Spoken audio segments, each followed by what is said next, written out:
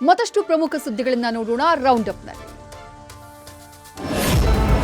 Bike ಸವಾರ ಕಾರಿಗೆ ಅಡ್ಡಲಾಗಿ ಬೈಕ್ ಹಾಕಿ ಪುಂಡಾಟ ಮಾಡಿರುವ ಘಟನೆ ಬೆಂಗಳೂರಿನ ಸರ್ಜಾಪುರ ರಸ್ತೆಯಲ್ಲಿ ಆಗಿದೆ. ದಂಪತಿಗಳಿಬ್ಬರು ಕಾರ್ನಲ್ಲಿ ಹೋಗ್ತಾ ಇದ್ದ ವೇಳೆ ಬೈಕ್ ಸವಾರನೊಬ್ಬ ಓವರ್ಟೇಕ್ ಮಾಡೋ ವಿಚಾರಕ್ಕೆ ಗಲಾಟೆ ಮಾಡಿದ್ದಾನೆ. ಬಳಿಕ ಸುಮಾರು 2 ಕಿಲೋಮೀಟರ್ನಷ್ಟು ದೂರ ಫಾಲೋ ಮಾಡಿ ಕಾರಿಗೆ ಅಡ್ಡಲಾಗಿ ಬೈಕ್ ಹಾಕಿ ಧಮಕಿ ಹಾಕಿದ್ದಾನೆ.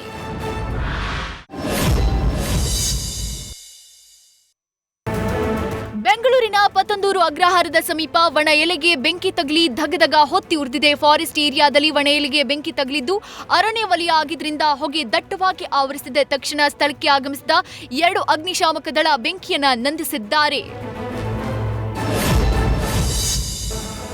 ಲೋಕಸಭಾ ಚುನಾವಣೆ ಹೊಸ್ತಿಲಲ್ಲೇ ಸರ್ಕಾರದ ಹೆಸರಲ್ಲಿ ನಕಲಿ ಆದೇಶಗಳ ಹಾವಳಿ ಹೆಚ್ಚಾಗ್ತಿದೆ. ಈ ಕುರಿತಂತೆ ವಿಧಾನಸೌಧ ಪೊಲೀಸ್ ಠಾಣೆಯಲ್ಲಿ ಸಾಲು ಸಾಲು ಪ್ರಕರಣಗಳು ದಾಖಲಾಗ್ತಿದ್ದು, ಒಂದೇ ವಾರದಲ್ಲಿ ಮುಖ್ಯಮಂತ್ರಿ ಮುಖ್ಯ ಕಾರ್ಯದರ್ಶಿಗಳಿಬ್ಬರ ಹೆಸರಿನಲ್ಲಿ ಆರೋಗ್ಯ ಮತ್ತು ಕುಟುಂಬ ಇಲಾಖೆಯಲ್ಲಿ ಎನ್ಎಚ್ಎಂಗಳನ್ನ ಒಳಗುತ್ತಿಗೆ ಆಧಾರ ನೇಮಕ ಮಾಡಲಾಗಿದೆ ಎಂದು ವರದಿಯಾಗಿತ್ತು. ಆದರೆ ನೈಜತೆ ಪರಿಶೀಲನೆ ವೇಳೆ ಇದು ನಕಲಿ ಆದೇಶ ಎಂಬುದು ಬಟಾ ಬಯಲಾಗಿದೆ.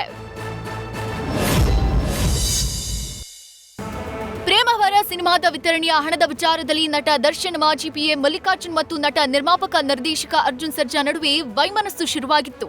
ಅರ್ಜುನ್ ಸರ್ಜಾ ಮತ್ತು ಮಲ್ಲಿಕಾರ್ಜುನ್ ನಡುವೆ ಪ್ರೇಮವರ ಸಿನಿಮಾದ ವಿತರಣೆಯ ವಿಚಾರವಾಗಿ 1 ಕೋಟಿ ಕೊಡೋ ಒಪ್ಪಂದವಾಗಿತ್ತು. ಆದರೆ ಮಲ್ಲಿಕಾರ್ಜುನ್ ಮೋಸ ಮಾಡಿ ನಾಪತ್ತೆಯಾಗಿದ್ದಾರೆ ಎನ್ನಲಾಗ್ತಿದೆ. ಹೀಗಾಗಿ ಮಾಜಿ ಪಿಎ ವಿರುದ್ಧ ಪತ್ರಿಕಾ ಪ್ರಕಟಣೆ ಹೊರಡಿಸಿ ಮಲ್ಲಿಕಾರ್ಜುನ್ ವಿರುದ್ಧ 1 ಕೋಟಿ ಚೆಕ್ ಬೌನ್ಸ್ ಪ್ರಕರಣ ಸಂಬಂಧ ಅರ್ಜುನ್ ಸರ್ಜಾ ಕೇಸ್ ದಾಖಲಿಸಿದ್ದಾರೆ. ಬೆಂಗಳೂರಿನ ಎಂಜಿ ರೋಡ್ ಮತ್ತು ಬ್ರಿಗೇಡ್ ರೋಡ್ನಲ್ಲಿ ಪೊಲೀಸರು ಹದ್ದಿನ ಕಣ್ಣಿಟ್ಟಿದ್ದಾರೆ. Church street, MG road, brigade ರೋಡ್ನಲ್ಲಿ ರಾತ್ರಿ ಆಗ್ತಿದ್ದಂತೆ ನೈಜೀರಿಯನ್ ಯುವತಿಯರು ಮತ್ತು ಲೈಂಗಿಕ ಅಲ್ಪಸಂಖ್ಯಾತರ ಹಾವಳಿ ಹೆಚ್ಚಾಗಿದೆ. ಈ ಹಿನ್ನೆಲೆ ಸೆಂಟ್ರಲ್ ಡಿಸಿಪಿ ನೇತೃತ್ವದಲ್ಲಿ ಪ್ರತಿದಿನ 3 ರಸ್ತೆಗಳಿಗೂ ತಲಾ ಒಬ್ಬೊಬ್ಬರಂತೆ 3 ಜನ ಪೊಲೀಸರನ್ನ ಭದ್ರತೆಗೆ ಸೂಚಿಸಿದ್ದು, ಸದ್ಯ ಬ್ರಿಗೇಡ್ ರೋಡ್, ಎಂಜಿ ರೋಡ್ನಲ್ಲಿ ನೈಜೀರಿಯನ್ ಮತ್ತು ಲೈಂಗಿಕ ಅಲ್ಪಸಂಖ್ಯಾತರ ಹಾವಳಿ ಸ್ಥಗಿತವಾಗಿದೆ. ನ್ಯೂಸ್ ಫಸ್ಟ್ ನಿರ್ಭೀತಿಯಿಂದ ನಿಮ್ಮ ಪರವಾಗಿ.